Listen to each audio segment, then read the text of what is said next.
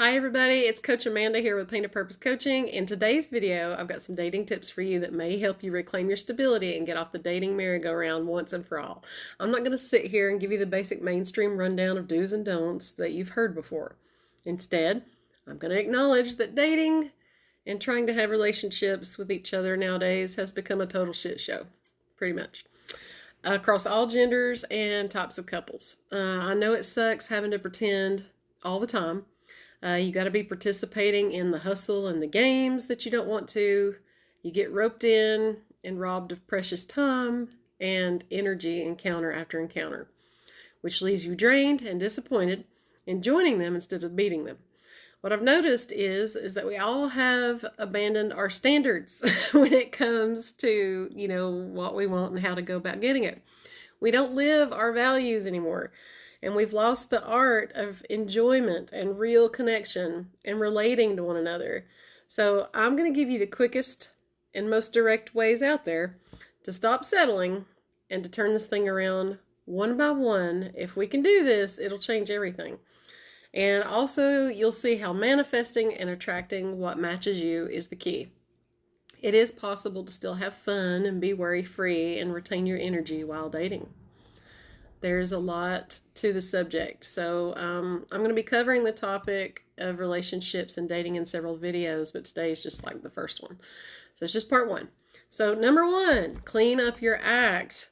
You can't expect to attract a soul level partner if you have all kinds of other energies over in you or around you. I like to call it hookup goo. We literally have an energetic residue on us and in our electromagnetic field like an imprint after every single encounter with other people.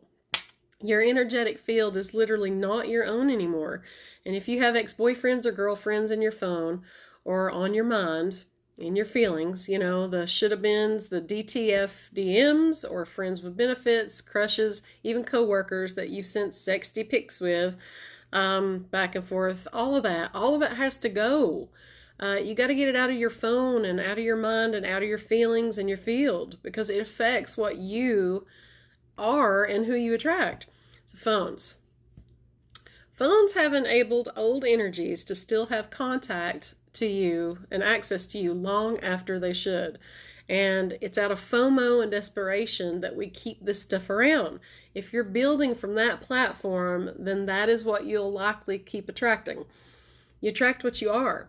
So if you're sad, you're hurt, you're rejected, and you're defensive, then your primary motive being is that when it comes to relationships or trying to find somebody, even in friendships, then you'll attract more of those situations and people.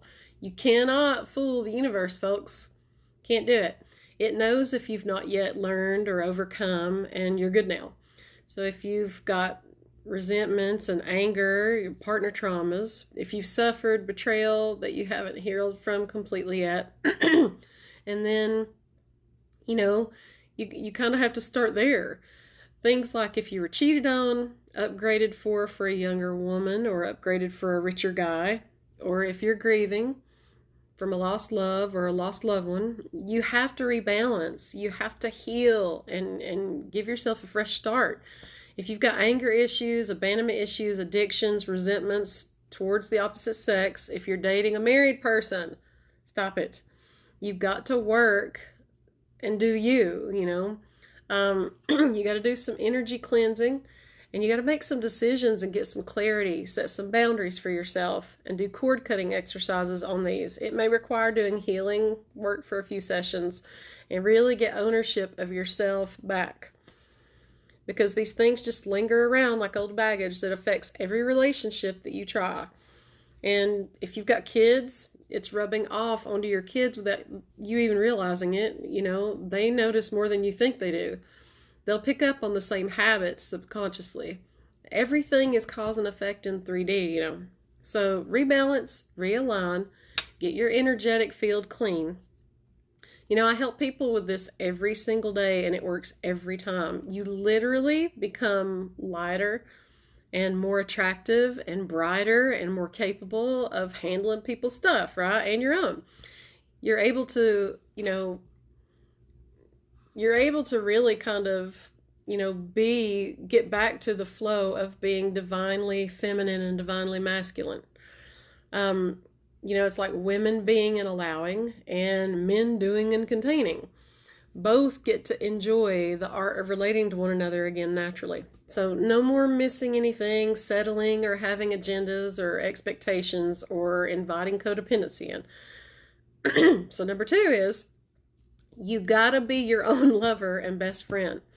So often people expect the best from others and then don't execute it within themselves. There's a difference between self-care and self-love, self-esteem and self-confidence. And so many times, we'll put on a facade of being confident and comfortable and loving and prioritizing ourselves to others, but then trick ourselves about how we really treat ourselves and talk to ourselves. Ask yourself something. What causes you to keep looking for laughs and likes? What keeps you drinking, smoking, and eating unhealthy food? What keeps you going out to places and engaging in things aren't good for you or going anywhere anymore, but you just keep doing it? Why do you have to go to the surgeons and the injectors and the suckers? Or why, when things are going good, do you get hyper-vigilantly critical and start to self-sabotage? When you look in the mirror, what are you seeing and saying to yourself? Is your inner dialogue friendly and loving, or is it the truth? If it's not nice or even loyal to you like a best friend should be, when you need it, then you got to change it. Some people tell themselves, you aren't worthy, or that voice that you have in there, it reminds you of your lacks and gives you guilt and shame. It'll tell you something's wrong when things are going good, or it tells you to keep asking questions or nitpicking until you do find a problem, right? And here's the big one. It tells you how to hide how you really feel and what you really want and go along with what everyone else is doing because you're going to blow it. It's your last chance. You got to do it now. Well, you're going to lose out. Well, this is exactly how we got in this damn mess. Ill programming and selling out. How many times have you heard, you got to love yourself first, and then you find yourself arguing with yourself, like asking, well, okay, how do I do that? Like, give me the steps already. Or saying, well, I do love myself. I don't put up with disrespect. I fight back. I take care of my body. I work hard. I work out. I've got ambition and goals. I kick a cheese's ass out in a minute. So what else am I not doing? Or you tell yourself that there's just no good ones out there anymore. All the good ones are already taken. Or my standards are just so high that there just aren't many people at my level. Or I'm too weird, I guess. I'm just too much for anyone to get me. So, oh well, there's that.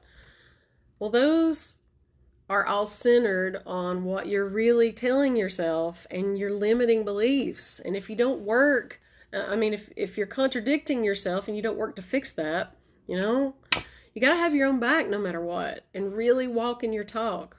You can't be telling yourself, that you got to be so strong and self-sufficient that you don't need other people while asking for Mrs. and Mr. Right to come along, right? It's contradiction. It really is. And, it's really, and it's really just to, protect oneself out of a lack of trust or vulnerability with people, or being like, I won't be with someone who doesn't make me number one priority. And come on, that screams emptiness and lack. It really does. It doesn't scream strength like you think it does. So, and I'm not judging, but I am telling you those are opposite to what a confident and balanced person says to themselves or anybody else. It's fear-based. And where fear goes, love cannot grow. All of it goes back to what you're telling yourself and believing. Would you choose you? And I'm talking about the negative, wounded, needy, scared, and critical you. Would you? Have to be the cheerleader for that? Would you sign up for that all the time? So, we got to do the work on this. And self-talk and changing your limiting beliefs is the definitive factor. You got to be your own bestie. So, number 3. Clearly stating and owning your own intentions. If you don't know what you want and who you are, then you'll attract somebody that doesn't know if they're sure about you. They don't know who they are either. How many times did you keep on with someone knowing that you both did not want the same things? And how many times did you accept an answer, when sitting at a first date asking somebody, what they wanted for the future, and you got, I don't know, I'm not sure, maybe, we'll see, or when you were asking a yes or no question and you just let it slide, and then 4 dates in, you find out that they're definitely not who you thought they were. Okay? So how many of you settled for someone who needs fixing? Maybe they don't want to get married, but I'm going to love them anyway. I'm going to love them so good they'll change their mind. Or, someone who checks all the boxes, but they have issues, and with a little love and patience, they'll be perfect. And then the next thing you know, you've got 3 kids, and he's like, well, I'm not sure about marriage. I'm not even sure about this relationship. I just kind of want to see what happens. So you might be running a hero archetype right there, and being a bit of a fixer and a wounded healer. So it's like, put down the wounded animal and save yourself, honey. It really is. We got to start, looking out for number 1. So that way we can actually expect somebody else to do it, right? And we're on that same vibration and level with them. So, or maybe, okay, now,